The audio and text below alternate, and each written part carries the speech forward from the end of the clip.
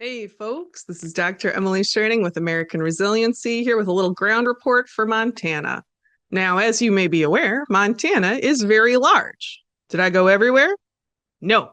I went within about 3 hour radius of Bozeman, a community that I've heard has an economic and housing situation not dissimilar to many of Montana's cities. And I want to tell you what I saw regarding that dynamic. First off, overall review. Bozeman as a city is awesome. So this is from the Headwaters report I talked about in the wildfire risk check video. You're going to notice Bozeman is not a dot on this map. But many of Montana's larger communities are on this map as areas where present conditions on the ground today, are capable of generating large urban wildfires, such as we've seen most recently in Los Angeles. Please note that much could be done to harden Montana's fire vulnerable communities. Building fire resilience is very possible at the household and the community level. That is the primary resilience work I see as necessary for Montana's communities to unlock what is really a very strong outlook. As a side note, I've heard just wonderful things about Missoula, which is a dot on this map of highest danger. On the ground in Montana, too, I heard many people speak very well of Missoula. So if you know folks there, please do get the word out. The risk of fire there, more than many places, requires ground action now. Let's talk about Bozeman. I had fun in Bozeman. I found gold outside of Bozeman. I was helping with some trail maintenance because some rocks had come down the mountain from a little freshet and now the water was flooding the trail. And I moved some rocks out of a deep channel and something beautiful happened, like fireworks in the water. I don't know if any of you are a fan of that old HBO show, Deadwood. I super am. And I knew from that color in the water, I knew what it must be because of Gerald McRaney's incredible portrayal of George Hurst, a real man given the name Boy the Earth Talks to, a real man whose pursuit of the color was restrained by no moral law. The color set off an incredible chain of chemical reactions in my brain. This was not a pyrite situation, which of course does not have the color, not really. Seeing the color burst forth in the water, and others saw it too. It was marvelous to see, made me understand many things in a new way. Tragically, I possessed none of the gold I found. It was in the water. It all washed away downriver, and I did not go buy a kit and pan for it. But seeing it made me understand some of the forces that have shaped the American West in a new way. The individual craving for the color, for treasure, in a world especially without the relentless dopamine hits of social media. How that craving would take men like a drug. I get it now. Say that the hunger for treasure is not a good impulse that takes us human beings. Selling supplies to treasure hunters is generally a more lucrative and sustainable business. As a role model, consider Mary Jane Caples, who was making over $100 a day turning out pies during the San Francisco gold rush. $100 in 1948 is about $4,000 today. $4,000 a day on literal pies, and she didn't even have a baking oven. She made those pies in 2 Dutch ovens in the ground and sold them as fast as she could make them. It's an interesting question to me when we look at Montana. What are the people there doing? Who's hunting treasure? Because most of the folks taken by the lust for the color, things don't actually go well for the majority of them.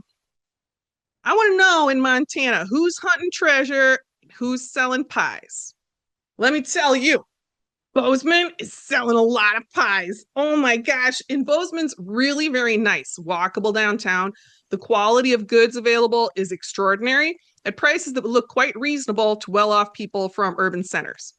Every skilled craft and art are represented well, with particularly fine stones available.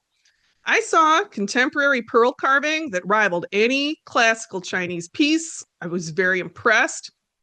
In terms of food, all the places that are supposed to be good, they're very good.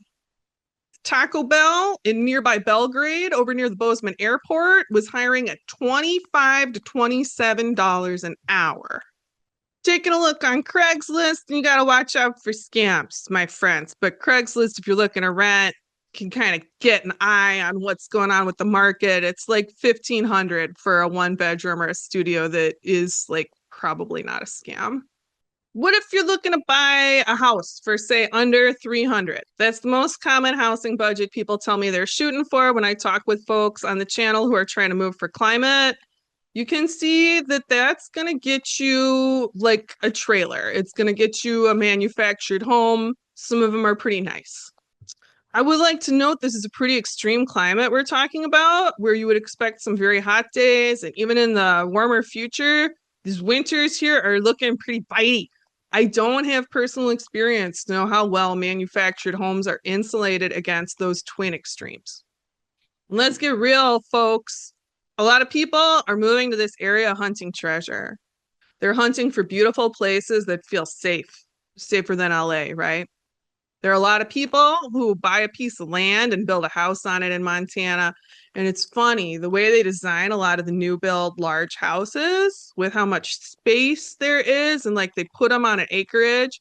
So these houses outside of town, they design them with a silhouette. So maybe it looks like it's a normal house instead of a giant mansion house from a distance.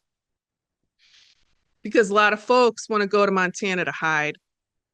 I talked with a lot of folks who had moved to Montana and now their grown children can't move out and stay anywhere near the area.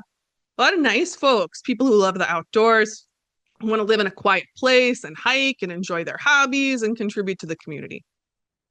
People who respect Montana's traditional culture of lending a hand, of checking in on people, not leaving anyone by the side of the road. Because the winter here can kill, and so all the year round, you got to build the habit and look out for each other.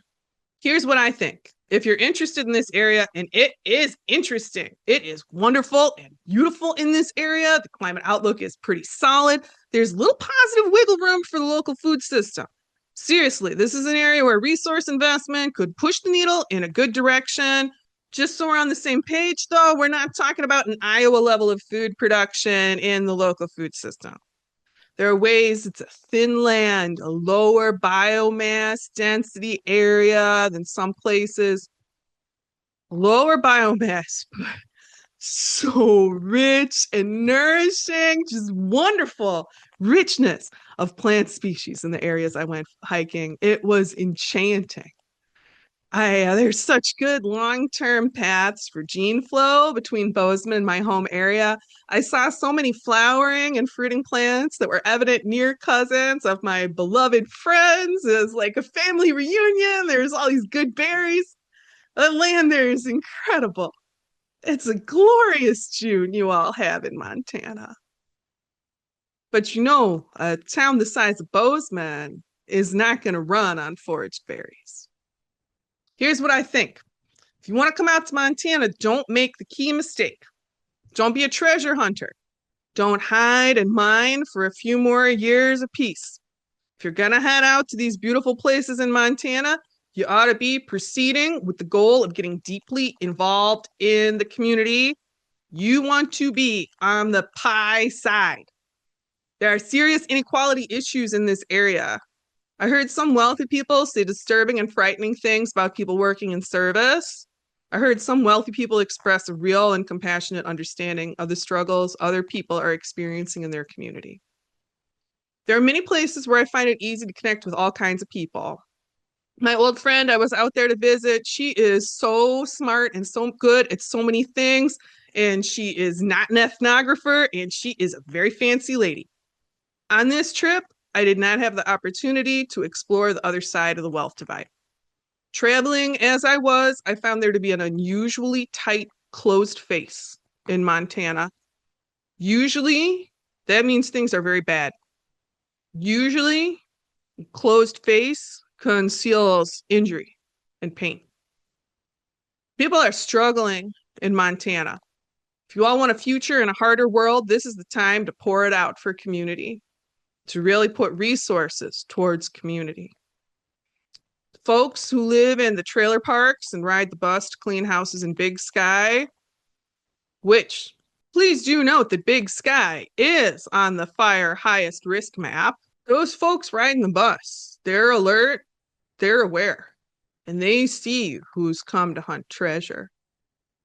Montana is a place where many people might go to enact a fantasy of rugged individualism.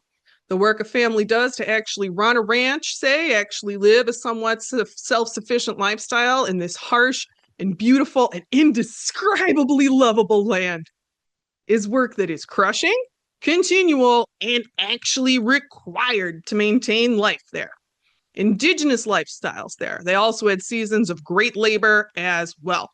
Long days, nights without sleep, processing buffalo without rest after the great kills. For most of our AR people here, we're a little past the rugged individualism fantasy. I mean, I'm a woman with young children. At the very least, I need more ladies around me, and I'd rather have men as well. Also, I would prefer not to do a wide variety of kinds of work necessary for community living, especially including electrical work and roofing.